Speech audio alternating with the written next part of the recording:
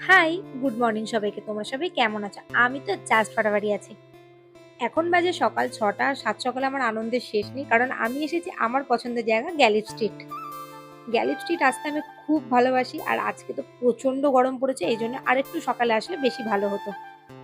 খুব গরমের কারণে এখন খুব একটা ফুল গাছ নেই। কারণ গরমে ফুল গাছ অতটাও ভালো হয় না। শীতে আর বর্ষায় বেশি ভালো হয়। আর এখানে এই পুচকু, পুচকু পাপ্পিগুলোকে দেখে তো আমার মনে হচ্ছে সবকটা নিয়ে বাড়ি চলে যাই। কতটা সুইট দেখতে। গেছি যখন অবশ্যই তো মাছ কিনে এনেছি আর এসে তো ঘরে নাজেহাল অবস্থা। প্ল্যান করেছিলাম যে এখানে কাপড়ের এটা তুলে এখানে প্লাস্টিকের টেবিল ক্লথ পাতবো।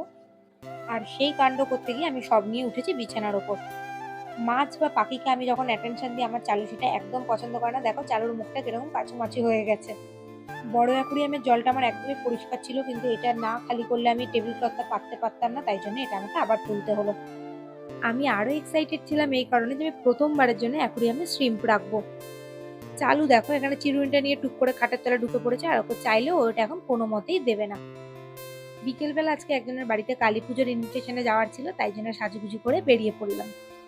কালকেই যেহেতু দক্ষিণেশ্বর থেকে ঘুরে গেছি তাই আজকে আর ভেতরে যাব না, কারণ আবার ফোন রাখতে হবে, ব্যাগ রাখতে হবে, অনেক অসুবিধা। তাই জন্য বাইরে থেকেই প্রণাম করে নিলাম।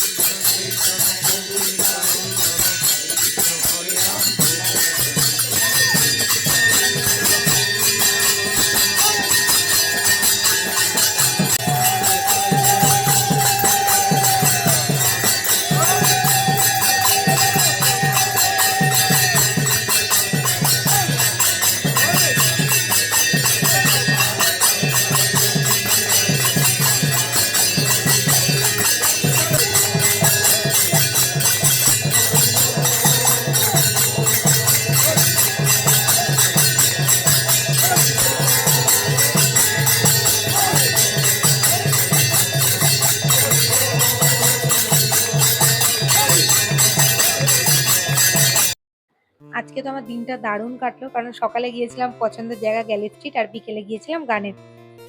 বাড়ি এসে একটুখানি পুচকুদের সাথে খেলা করে নিচ্ছি, কারণ বেচারারা অনেকক্ষণ আমাকে দেখতে পায়নি তাই একটু রেগেছিল। আর ওদের সাথে থেকে থেকে আমার এমন হ্যাবিট হয়ে গেছে ওরা কখন রেগে যায় কখন খেলতে চায় এটা আমি সবটাই বুঝতে পারি। তো চলো ডিনার করে নেওয়া যাক। Thank you for watching.